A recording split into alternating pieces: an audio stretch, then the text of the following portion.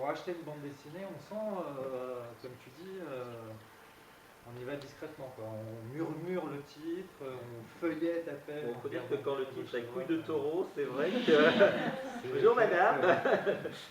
Mais il n'y a que Cap qui fait ça à la fac. Oui, j'aime beaucoup.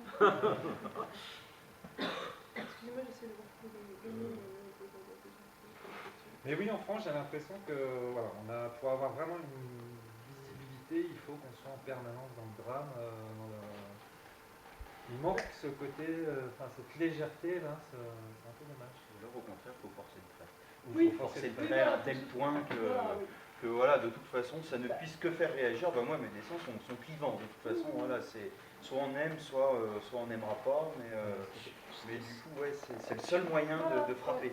Je suis un peu d'accord avec vous et ça me rappelle, non pas que ce soit mon antienne, mais ça me fait penser, un thème qui est abordé aussi dans The Celluloid Closet, c'est-à-dire quand ils disent que dans les années 50-60, on commence à avoir des personnages homosexuels.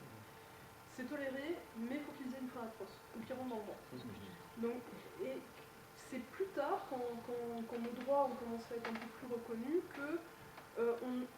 on a autorisé des histoires avec des personnages homos et qui finissaient pas forcément mal. Ou alors, effectivement, c'était le burlesque, les garçons de café travestis, certains name shows, etc. Le burlesque ou le drame.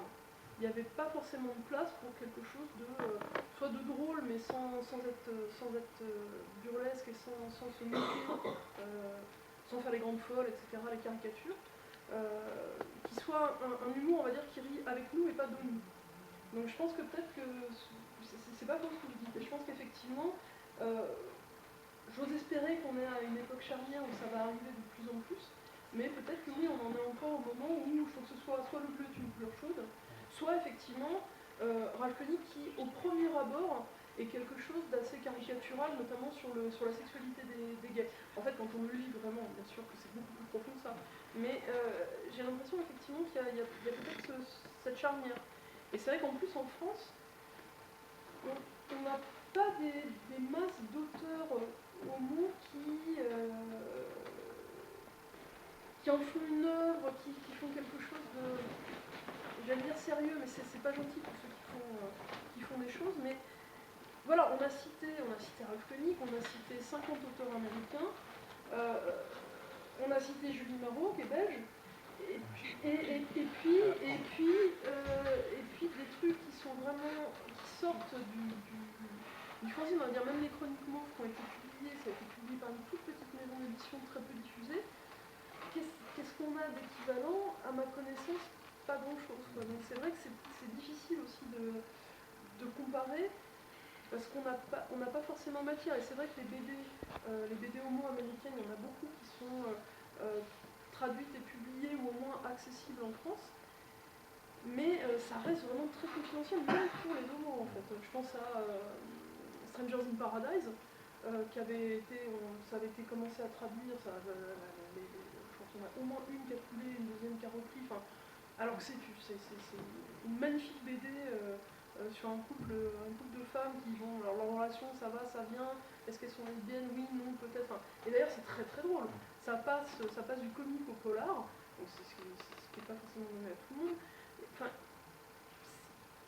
Voilà, la plupart des BD qui sont traduites sont très drôles, mais elles ne sont pas françaises, ça c'est sûr. Donc effectivement, sur la France, on n'a pas encore on n'a pas franchi ce pas. En fait, ce qui est aussi intéressant, je vais prendre la question tout de suite, mais je voulais juste faire une petite remarque par rapport à Julie Marot et le bleu est une couleur chaude, c'est que c'est la première fois, je dirais, qu'un important éditeur français, à un moment, ils ont dit on a eu le coup de foudre pour ce projet. Et qu'ils ont mis le paquet sur une jeune auteure qui n'avait jamais rien fait avant. Et bon, mais je veux dire, ça c'est quelque chose qui ne serait jamais arrivé il y a 10 ans, etc. Oui Oui, en fait, c'est pas vraiment une question, c'était plus pour rebondir sur ce que vous disiez, parce que moi je me considère comme militante, c'est le sujet de mon mémoire sonné, la représentation LGBT dans la bande dessinée. Et c'est exactement, je parle de ça dans mon mémoire, c'est que je pense vraiment qu'on a une période charnière de la création de bande dessinée, et je pense que les gens de ma génération, donc 20 ans, se battre vraiment pour ce que vous disiez, pas une BD qui serait rangée dans un coin, la bibliothèque LGBT, mais une bande dessinée qui parle de thèmes LGBT, mais vraiment adressée à tout le monde. En fait. Bien sûr. Donc voilà, j'espère, on va essayer de reprendre le flambeau. Ouais, je suis d'accord avec vous. Je je pense pense que vraiment c'est vraiment qu'on est à l'aube de quelque chose qui pourrait. Mais c'est vrai que voilà, après vous avez tout à fait raison. Il faut que d'autres prennent le relais. C'est un peu ce que disait Swazik dans un des débats il y a 2 ou 3 ans. Elle disait qu'à la limite le monde de l'édition serait presque prêt, sauf qu'il n'y a pas encore forcément de matière. Et effectivement, tu as raison, il y a 10 ans on n'aurait pas osé imaginer Julie Marot, mais il se trouve que Julie Marot elle est arrivée avec un truc de grande qualité. Preuve en est qu'elle a eu le prix du public, je crois. Bon, bah c'est pas rien. Effectivement, si son livre avait été lesbien mais pas bon, eh ben, il serait resté dans un coin d'étagère et il n'aurait pas été publié. Je crois qu'il y a un mot que je me suis étonné de ne pas vous avoir entendu prononcer, mais parce que je crois qu'il explique peut-être aussi un peu Garfoni, c'est autodérision. Oui, parce que la phase, enfin, quand on parle de période charnière, c'est pour pouvoir rire avec, il faut d'abord pouvoir rire de soi. Moi, je crois qu'il y a quelque chose de... Moi, sur Ralph Koenig, moi, j'ai les BD à la maison, je les fais lire à des... Ça fait pas vraiment rire mes amis hétéros. Ah bon. Les miens, oui. Ils je sais pas, je les sens pas, alors ceux qui sont pas à l'aise, c'est bien, mais même, je trouve pas ça forcément très drôle, enfin, où c'est pas, enfin, où je sens que c'est pas, comment dire, c'est pas le même rire. Oui, C'est-à-dire que c'est un rire extérieur, c'est, ah tiens, c'est nos amis les bêtes, je dirais. Oui. Ah oui, mais c'est pas... c'est comme ça que ça se passe. Et je pense qu'effectivement, il y a quelque chose d'auto, enfin, qui est... C'est drôle parce que Enfin, moi, après, c'est voilà. Koenig lui-même, à un moment donné, donc au milieu des années 80, il a ce succès phénoménal avec Les Nouveaux Mecs et la suite. Et succès qui a été jusqu'à ce qu'il y ait une adaptation au cinéma et tout. Et en fait, à un moment, dans les années 90, il s'est dit, mais purée, je suis en train de devenir un auteur mainstream, là, je voudrais faire des choses vraiment pour le public homo, spécifiquement chez un éditeur homo, où je pourrais, parce qu'en même temps, comme il se sentait mainstream, il se disait, il y a peut-être des trucs que je ne vais pas oser dire, du coup, parce que je sais que je vais être lu par tout le monde, y compris par des gamins de 12 ans, etc. Bon, encore que quand lui, on voit ce qu'il dessinait quand il avait 11 ans, on n'a pas trop peur, mais enfin bon. Et le truc, c'est que au final, les bouquins en question qui ont été justement le premier roman graphique de Conrad Epolk ou de Taureau, etc., ont aussi bien marché chez son public général. Il voit arriver des gosses qui viennent lui faire dédicacer ce truc-là. Bon, maintenant, il faut dire aussi que il y a des gens qui mettent en doute l'existence de l'humour allemand et qui pensent que les Allemands n'ont pas de sens de l'humour. Les Allemands ont le sens de l'humour, mais ils n'ont pas le même sens de l'humour que les Français. Et par exemple, ils n'ont pas du tout peur de l'humour trash. Un grand succès de la BD allemande des années 80-90, c'est une BD qui s'appelle Werner, sur les aventures d'un jeune mec un peu loser, qui fait des petits boulots, qui traîne avec une bande de motards, etc. C'est le genre de BD qu'on pourrait trouver dans Psychopathe, par exemple. Enfin bon, et ça a marché du tonnerre de Dieu en Allemagne. Donc, quelque part, une BD, les BD de Koenig avec des personnages agronés qui font des trucs incroyables, etc., trash et tout, ça, le grand public n'est pas plus étonné que ça, on va dire. Donc, alors que peut-être justement en France, il n'y a pas cette sensibilisation à ce type d'humour aussi. Après, il y a la représentation. Il y a la représentation de l'homosexualité, y compris dans la société. Actuellement, période charnière, on va dire, j'en discutais avec quelqu'un des SOS homophobie la semaine dernière, on va dire le français moyen est plus rassuré de voir une coiffeuse ou une styliste, je dis une, c'est un, évidemment, que de voir un homosexuel qui se font dans le décor.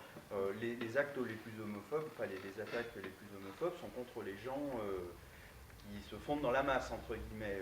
Je veux dire, la coiffeuse rassure. Et donc, je ne sais pas s'il y a un lien de cause à effet aussi dans la représentation dans les bandes dessinées, mais c'est pareil. On est encore dans du... Pour rassurer le grand public, on doit encore avoir des personnages qui font gay, quoi. Si on fait un bonhomme avec une chemise et un jean j'allais dire normal, En fait, c'est là qu'arrive un truc assez drôle, mais pas si drôle que ça. C'est que finalement, la représentation de la folle semble rassurer le public hétéro, mais au contraire, est plutôt vue d'une manière hostile par le public gay. Le problème, c'est que les folles là-dedans, on leur demande pas leur avis. Hein, et moi, je trouve, une fois dans une de mes bandes dessinées, justement, c'est dans le roman graphique Les Nuits de Jonathan. Jonathan donc, est un jeune homme de 19 ans qui commence à faire ses premiers pas dans le milieu gay. Et à un moment, il marche dans la rue avec deux nouveaux copains et il se fait la réflexion qu'ils sont quand même un peu fofolles, quoi. Et à ce moment-là, le petit personnage qui lui sert de conscience, il dit qu'on a honte. Et alors, bon, il est gêné, il dit non, j'en ai pas honte. Ah, on ne dirait pas, hein. Parce qu'il y a aussi ce truc-là, je veux dire, notre propre homophobie, hein, qui existe aussi. Hein, et donc, par exemple, quand les premiers personnages gays sont apparus dans les séries de super-héros américains, il y a des gens qui ont quand même râlé parce que c'était des représentations qu'ils jugeaient stéréotypées et pas conformes à la réalité.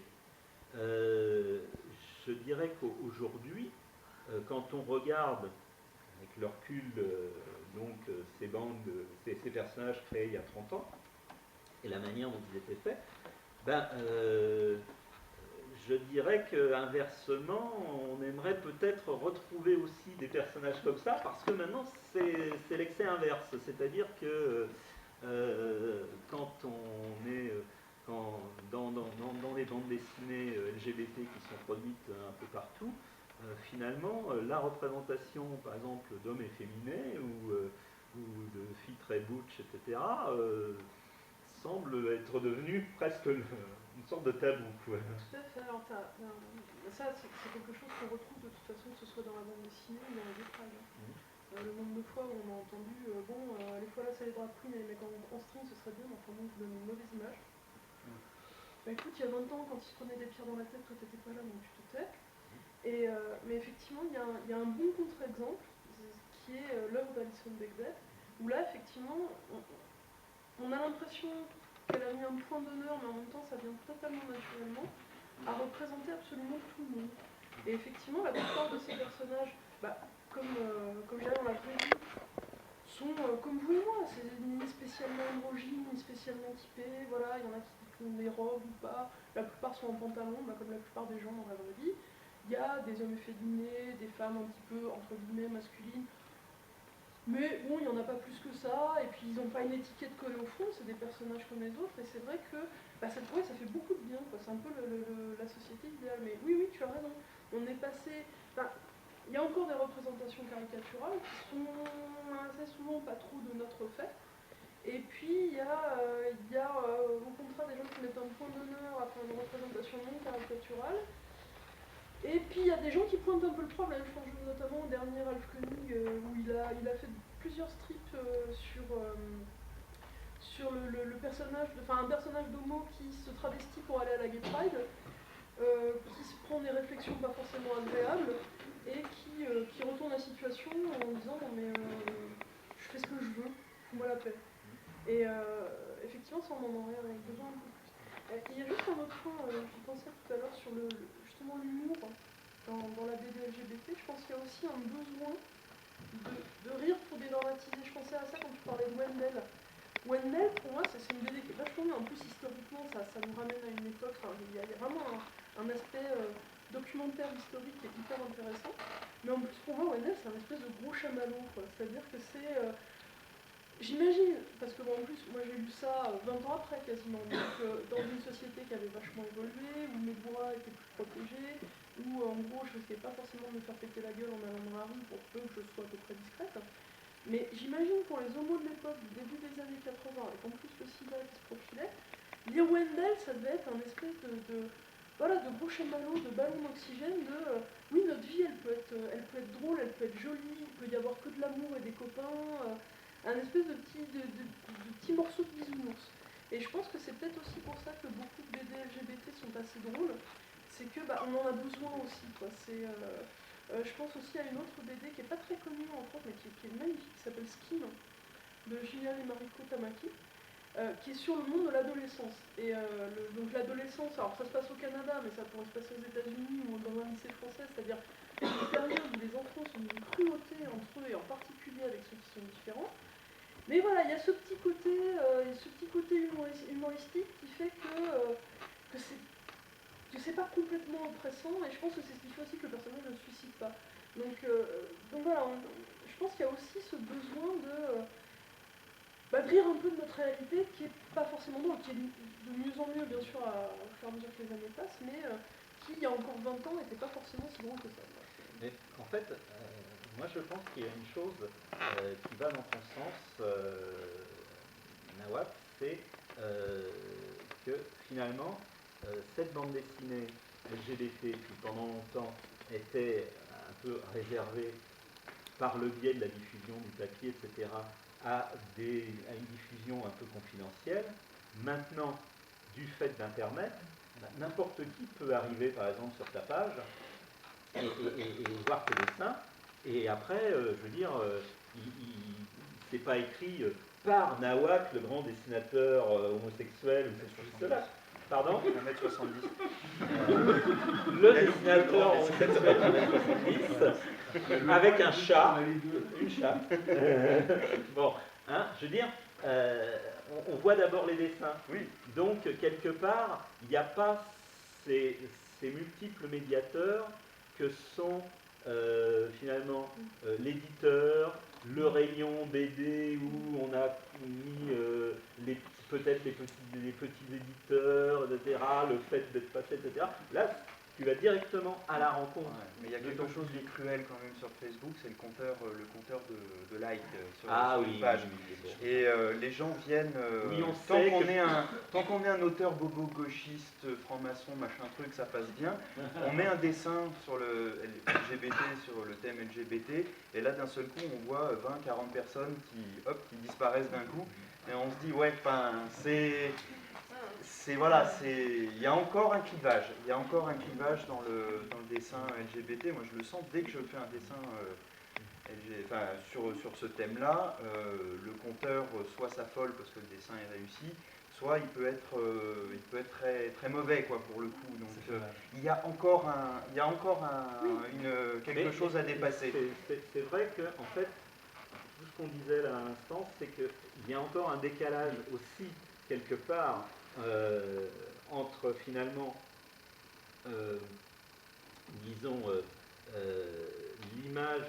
Nous, en tant que LGBT, on a déjà plusieurs longueurs d'avance sur la représentation, donc il y a des choses, on n'y fait même plus attention, et puis le grand public qui découvre et redécouvre, puisque les gens n'arrêtent pas de faire des enfants, hein. Maintenant il y a même les gays et les lesbiennes qui s'y mettent encore plus qu'avant, et donc, je veux dire, à chaque génération, il y a de nouvelles...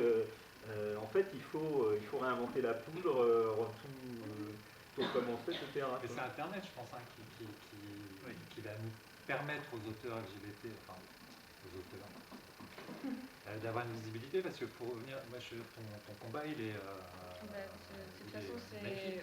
Mais le problème, c'est les éditeurs.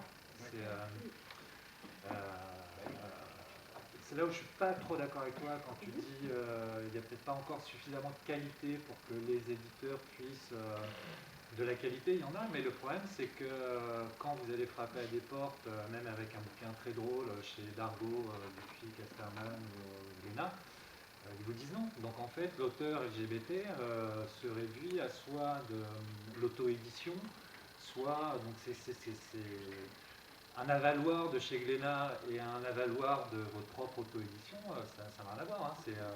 Donc je pense que la qualité est là, mais le problème c'est que les éditeurs qui détiennent un petit peu le monopole, parce que bah, faut pas non plus voler la face, il y a aussi le côté économique de la bande dessinée.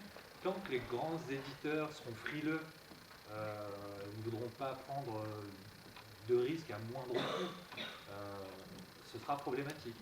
Ce qui aide aujourd'hui les auteurs LGBT, c'est voilà, effectivement c'est Internet, même si effectivement un jour les likes est assassiné. On peut faire confiance à Internet. Enfin, moi je trouve qu'au contraire, les éditeurs, comme les majors dans la musique, comme les majors dans le cinéma, peuvent commencer à se faire du souci aussi.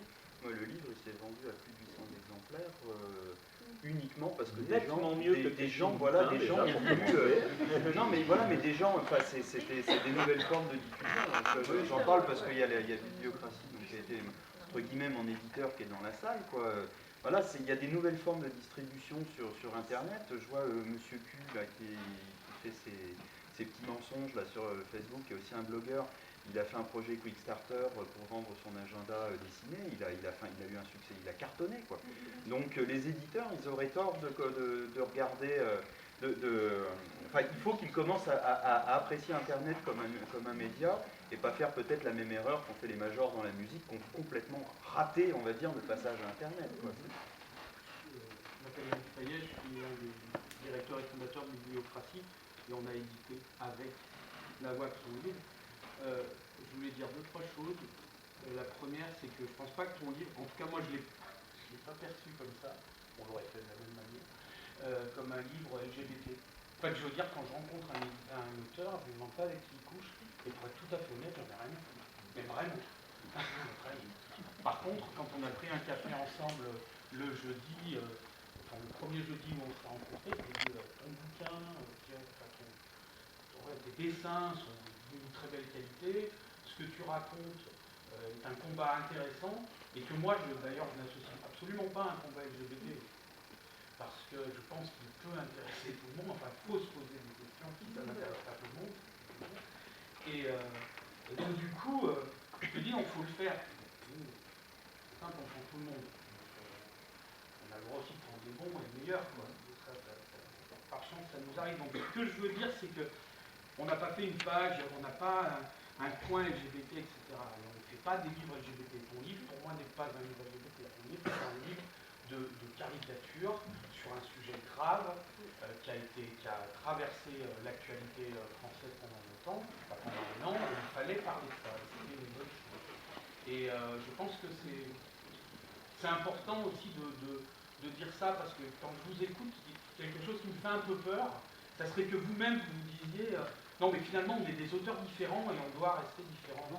Et moi, oui, non, mais je sais, mais vous le dites, mais quelque part, vous dites ça, mais il y a quand même un côté, on recherche une représentation et on se représente soi-même d'une certaine manière et je suis un tout petit peu inquiet par rapport à ça. Après, je finis, mais ça après vous pourrez. Donc je disais, il n'y a pas de page sur la bibliocratie et c'est pas la question. Et je pense que votre combat, en fait, est un combat beaucoup plus vaste. Je pense que ce que tu dis par rapport aux grands éditeurs est un combat qui a rejoint un autre en bibliocratie, c'est qu'il faut trouver d'une manière générale, comme ça c'est fait dans la musique, comme ça a pu se faire pour la vidéo, une autre manière de faire des livres pour que des gens qui ont des idées à exprimer et qui ne fassent pas sous les fourches codines des grands éditeurs qui sont quand même beaucoup liés à la question est-ce que ça va se vendre ou pas, plutôt que de dire est-ce que c'est vraiment bien ou pas, je caricature, mais à peine quand même. Ça, c'est une vraie question. Je veux dire, votre créativité, alors, et votre combat s'inscrit dans un combat beaucoup plus large que ça. Et ton premier réflexe, c'est de se dire, finalement, nous, on est cantonné à des systèmes d'édition qui sont des sous-systèmes d'édition, qui sont soit de l'auto-édition, soit une forme marginale, d'édition. Et moi, je pense qu'il est temps d'inventer une autre manière de faire des livres, et c'est ce qu'on essaye de faire, parce que, et c'est pas pour faire de la pub que je dis ça, c'est parce que je dis qu'il y a un vrai combat à mener là-dedans, et vous faites partie des gens qui peuvent être le fer de lance de ce combat. C'est-à-dire les gens qui ont des choses à dire ne doivent plus dépendre de, et donc à écrire, à dessiner, mais à produire, je veux dire, sur du papier, ne doivent plus dépendre de quelques personnes qui, derrière un bureau, font ces Bec BD quand il était éditeur, plus chez les grands éditeurs. Vous savez, mon métier, c'est un métier de gardien de boîte de nuit, enfin, de videur. Ouais. Je dis qu'il rentre, je dis qu'il rentre pas. On ne peut plus dépendre de ces gens-là. On va pouvoir faire des livres et les diffuser et partager des idées d'une autre manière que ce qui a été fait en des siècles, sinon on n'y arrivera pas. Et Internet le permet et les gens sont prêts à ça. Je le crois. Bah, je le souhaite. Pour vous et pour tous les autres. La question de la visibilité, c'est des débats qu'on a déjà eu les années précédentes. Je crois que la question, c'est est-ce qu'il y a... enfin, en tout cas, mon sentiment, c'est pas la question qui est effectivement... c'est bien d'avoir des auteurs LGBT qui font des BD LGBT, qui mettent en scène des personnages. Je crois que la question, c'est, comme dans le cinéma, comme dans la littérature ordinaire, de pouvoir avoir dans des BD... Moi, tout à l'heure, j'ai acheté une BD d'un jeune auteur qui est parfaitement hétéro, qui a des personnages homo dans sa BD. C'est ça, c'est-à-dire c'est pouvoir avoir une représentation de la société dans sa diversité, ne pas avoir que des héros de BD qui sont blancs, potentiellement hétérosexuels, voire asexués, mais enfin, avoir une diversité. Et puis c'est vrai, mais pouvoir avoir, c'est la question des minorités, c'est très compliqué, mais c'est pouvoir avoir des espaces d'identification. Quand on est passionné de littérature au collège, on lit plein de choses, on lit la littérature, on manque légèrement de modèles d'identification quand on lit la littérature. Alors il faut... moi, j'ai adoré Mauriac, mais c'est vrai que voilà, j'ai du mal à m'identifier dans le personnage de Mauriac. Je pense qu'en fait, sur le fond, finalement, on est tous assez d'accord, y compris quand Pierre dit que voilà, ce serait bien qu'un jour on soit identifié comme auteur et non pas comme auteur LGBT. Quand tu dis que maintenant il est temps qu'on se présente autrement en tant qu'auteur et que auteur LGBT, après il faut voir aussi la réalité historique et là-dessus vous avez raison. C'est-à-dire qu'effectivement, au départ, pourquoi on a poussé dans ce sens, pourquoi on se revendique auteur LGBT, finalement pourquoi on a eu envie de s'exprimer en tant que tel, c'est aussi, comme vous dites, qu'il n'y avait pas de représentation ou alors des représentations qui ne nous plaisaient pas. Et je vous rejoins totalement quand vous dites que c'est le problème de toutes les minorités. Tout à l'heure, j'évoquais Toni Morrison.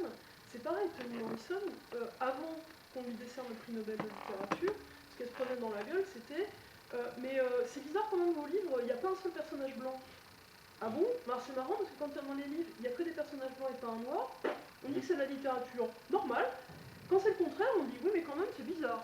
Bon, donc effectivement il a fallu des gens qui se revendiquaient, qui poussaient, parfois même jusqu'à la caricature, pour effectivement dire attention, là il y a un truc qui ne va pas. Et effectivement, on commence à voir des frémissements par des biais plus ou moins, on va dire plus ou moins naturels et par en poussant plus ou moins fort, où effectivement ça y est, ça commence à rentrer. On sait qu'effectivement, dans une BD, quand ça représente, on va dire, des gens de tous les jours, des gens normaux, ce serait bien qu'il y ait de temps en temps des noirs, des homos, des arabes, tout ce que vous voulez, mais pas que des hommes blancs, catholiques et hétérosexuels, comme on peut voir au Sénat. Donc voilà, je pense que tout le monde a raison. C'est-à-dire que voilà, on est à une époque charnière, donc on pousse encore un peu, mais on est à l'aube de quelque chose. Et voilà, faut pas laisser le four tomber, parce que sinon on va jamais s'en tirer. Non mais qu'on se comprenne bien, je suis totalement d'accord avec ça. Ah, c'est un vrai problème de minorité d'être obligé d'aller plus loin. C'est En fait, les Noirs, j'entendais dans notamment votre les Noirs américains, oui, on est tout à fait d'accord. C'est pas un reproche que je faisais, je disais, c'est pas une tête, c'est qu'on arrive à nous. C'est pour ça que je dis, je pense qu'on est tous d'accord en fait. On dit tous la même chose, on y arrive. On pousse, on y arrive. On va y arriver. Poussons encore un peu. Donc effectivement, oui, il est temps que, effectivement, par exemple en France où on manque un peu de visibilité, on va dire, parce qu'effectivement, je rejoins bien, il y a des choses qui sont faites sur Internet, faut pas...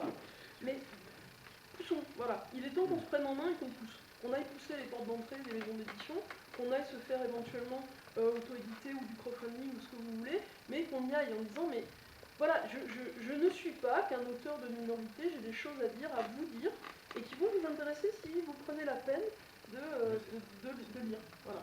Aller au-delà, comme nous allons au-delà. On dépend finalement de l'évolution de la société dans Oui, son ensemble. Quoi. Logiquement, finalement. Si on observe un recul à cause de certains, peut-être que ça se ressentira dans 1 ou 2 ans, que ça se sentira très violemment même en 2017 peut-être, mais voilà quoi, on dépend vraiment de la société telle dans son ensemble. Ben, c'est sûr que si on pond une loi comme chez Poutine, où on interdit la propagande LGBT, bon bah... Et de conduire aux travestis ou transsexuels, oui, voilà. j'ai jamais bien compris pourquoi, mais pendant ce sujet. Parce que malade mental, c'est dangereux au volant. On a Ah, le droit d'être bourré. D'accord. Oui, surtout C'est logique. s'ils interdisaient de conduire à tous les ivrognes en Russie, déjà, il n'y aurait plus grand monde Bah, il sur y les en a un routes. peu plus que de transsexuels. Voilà. Donc, Ça serait terrible. bref. Et t'as raison, oui, on n'est pas à l'abri de ça. Bon, ben, je crois qu'on a même dépassé notre horaire, donc on va conclure. Et puis, eh ben, vous retrouvez Nawak au stand LGBTBD. Voilà. Chercher la voiture.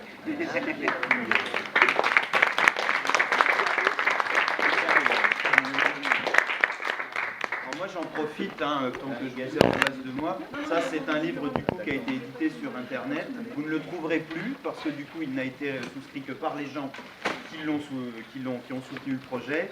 J'en ai 30 exemplaires encore sur le stand pour le week-end. Donc voilà, c'est...